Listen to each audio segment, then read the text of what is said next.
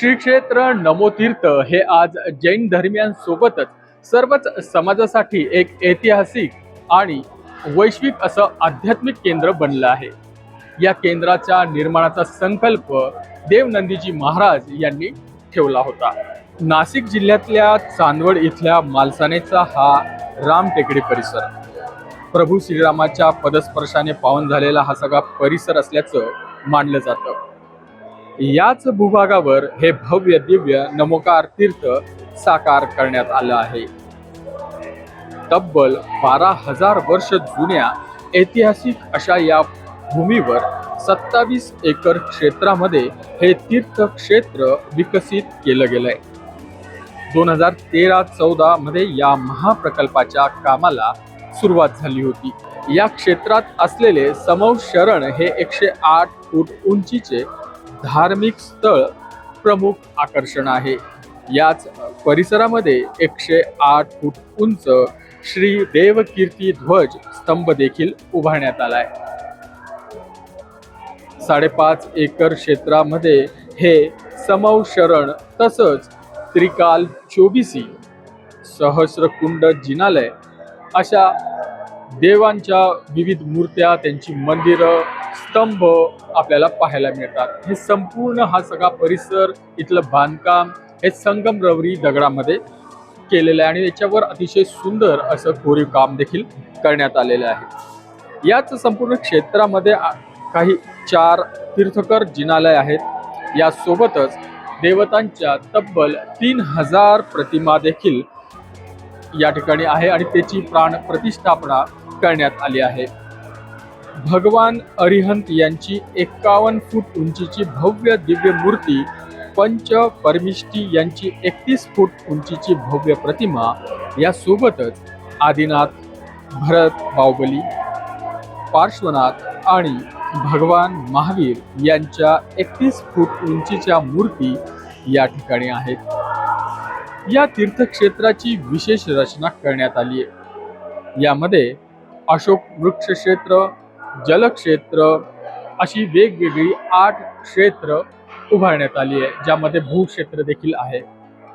या परिसरामध्ये धार्मिक आणि पर्यटन या दृष्टीचा मेळ घालत धार्मिक पर्यटनाच्या दृष्टीने नौकानयनासाठी जलक्षेत्र देखील निर्माण केले आहे। समौ शरण मंदिराच्या परिसरामध्ये हे नौकानयन करता येणार आहे। एकंदरीतच जैन धर्मावर आधारित 26,000 प्रश्नांचं आध्यात्मिक निराकरण करणारी बँक देखील इथं विकसित करण्यात आली आहे। समौ शरण ही एक दिव्य रचना आहे।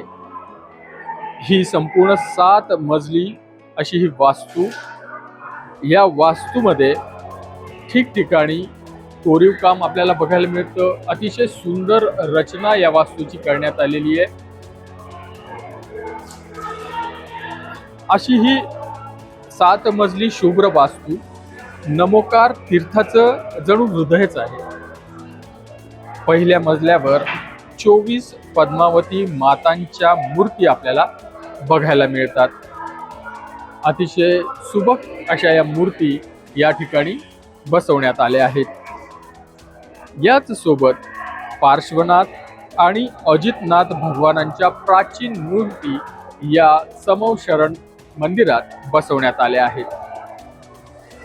समौ शरणच्या दुसऱ्या मजल्यावर 32 फुटी पद्मासनातली मूल नायक भगवान चंद्रप्रभ यांची विलोभनीय मूर्ती आपल्याला पाहायला मिळते। समौ शरणच्या तिसऱ्या आणि चौथ्या मजल्यावर काळाच्या त्रिवेणी संगमाची अनुभूती देणारी भूतकालीन आणि भविष्यकालीन 24 विराजमान आहेत।